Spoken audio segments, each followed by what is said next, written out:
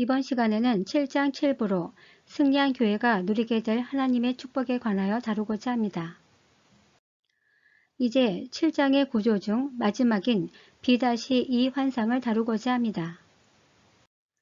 먼저 요한계시록 7장 15절에서 17절의 주제는 흰옷 입은 무리를 대하는 하나님의 위로와 축복입니다. 핵심 단어를 살펴보면 성전은 이스라엘 백성이 자신들의 죄를 사함받기 위해 희생제사를 드리던 곳으로 하나님께서 그들을 만나주셨던 장소입니다. 여기서의 성전은 하나님이 계신 하늘을 뜻합니다. 장막은 하나님의 임재를 상징하는 천막이란 뜻으로 하나님께서 직접 흰옷 입은 이들과 함께 그 장막 안에 거하신다는 사실을 드러냅니다. 해나 뜨거운 기후는 이스라엘 백성의 광야 생활을 쉽게 연상시키며 이는 고난, 고통을 상징합니다. 목자는 어린 양의 십자가의 죽음을 통해 승리함으로써 목자의 지위를 획득하게 되었다는 것을 의미합니다. 앞서 다루었던 B-1 환상은 그림에서 보는 것처럼 19장 재림의 한 장면을 인용하여 7장에서 미리 보여주고 있음을 밝혔습니다. 이를 7장 9절에서 10절과 계시록 19장 1절과 8절을 비교해보면 대상은 큰 무리 또는 허다한 무리로 각각 표현되어 있고 그들이 입은 옷은 흰옷 또는 세마포 옷으로 표현되며 더 결정적으로 그들이 부르는 노래가 동일하다는 사실입니다. 마찬가지로 지금부터 다루게 될 B-2 환상은 그림에서 보는 것처럼 21장의 새 예루살렘의 한 장면을 인용하여 7장에서 미리 보여주고 있는 장면입니다.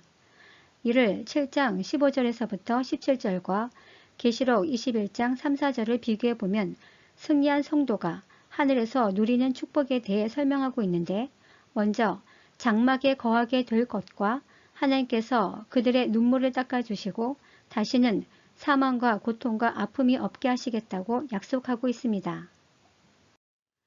그런데 여기서 큰 논쟁이 있습니다. 바로 구약에 표현된 하나님의 나라와 신약에 표현된 하나님의 나라가 서로 동일한 나라인가 아니면 다른 나라인가입니다. 무천연설은 구약이든 신약이든 모두 새 예루살렘으로 동일한 나라로 보는데 반해 전천연설은 다른 나라로 봅니다.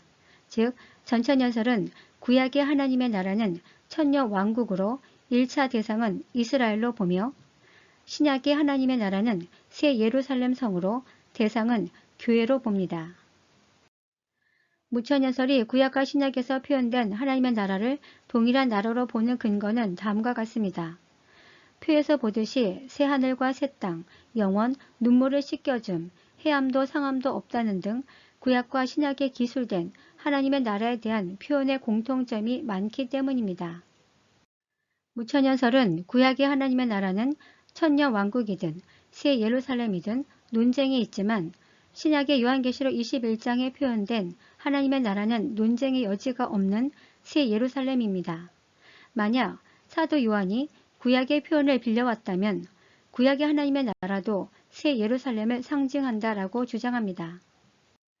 그렇다면 전천연설이 서로 다른 나라로 보는 근거는 무엇일까요? 전천연설은 두 나라에 대한 직접적인 표현 방식이 완전히 다르다고 주장합니다. 즉 이사야 65장을 보면 구약에 표현된 하나님의 나라는 인간이 사는 평화의 나라로 표현되어 있습니다. 또한 에스겔 40장에서부터 48장에 표현된 에스겔 성전의 주변 환경은 그림에서 보는 것처럼 창세기의 에덴 동산으로 다시 돌아간 것 같은 느낌을 줍니다. 그리고 에스겔 성전을 측량하는 모습은 예루살렘의 실제 땅 위에 건축되는 모습을 표현합니다.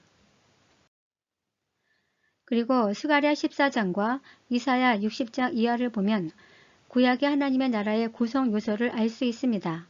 즉 성전이 있고 이 성전을 지키며 봉사하는 제사장 나라인 이스라엘이 있고 때마다 성전에 와서 예물과 제물을 바치며 예배를 드리는 이방 나라가 있습니다. 무엇보다 요엘서 2장 28절을 보면 하나님께서 만민들에게 새 영을 부어주십니다.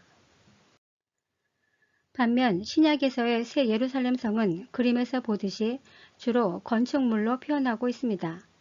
구약의 하나님의 나라의 표현과 비교해보면 먼저 신약성경에서는 구약처럼 인간이 사는 평화의 나라와 같은 표현이 전혀 없습니다.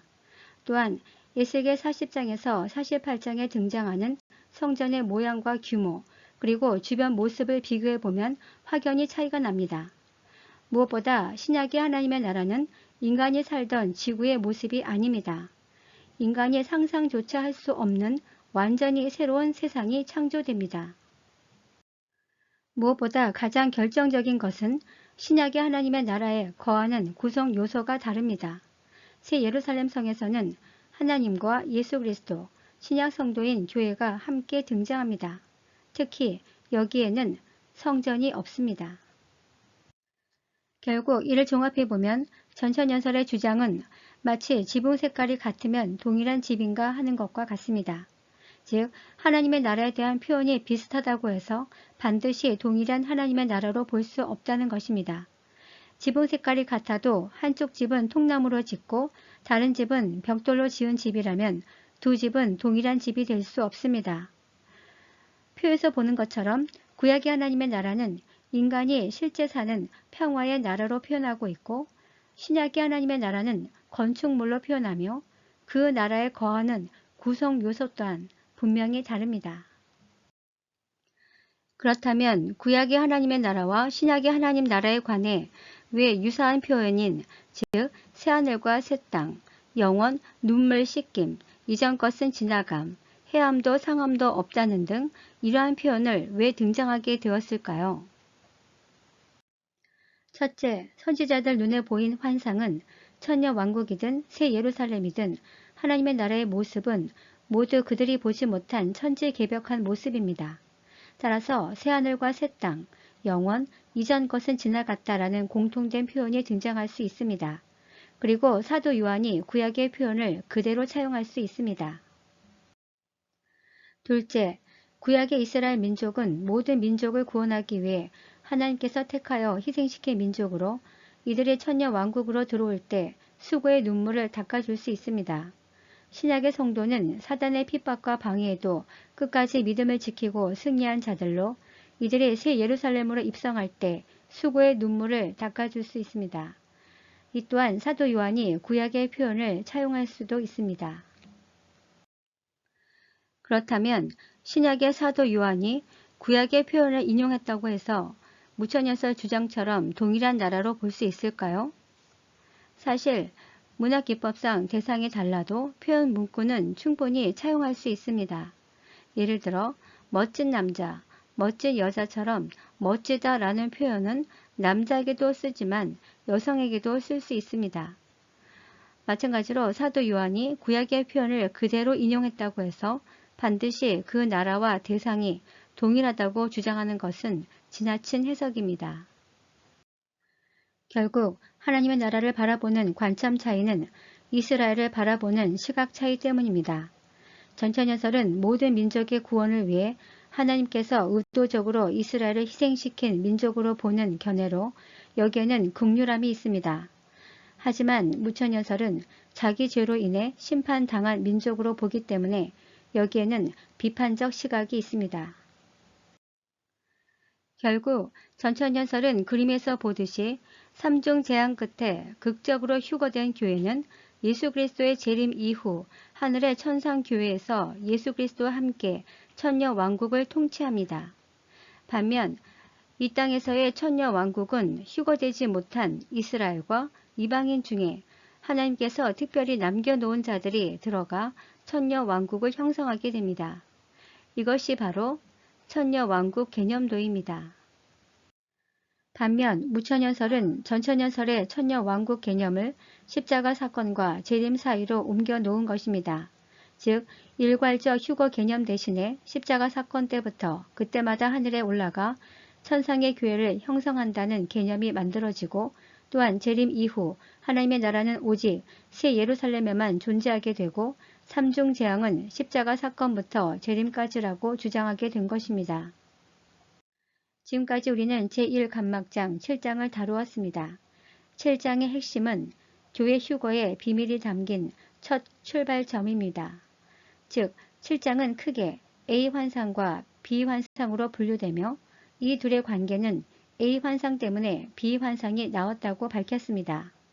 그리고 8장에서부터 15장은 왜 A 환상 때문에 B 환상이 나오게 되었는지 그 이유와 과정을 다루고 있습니다. 따라서 다음 시간에는 8장을 다루게 됩니다. 8장은 제1막이 끝나고 제2막의 시작으로 첫째 나팔을 불기 위한 하늘에서의 식전 행사로 시작됩니다.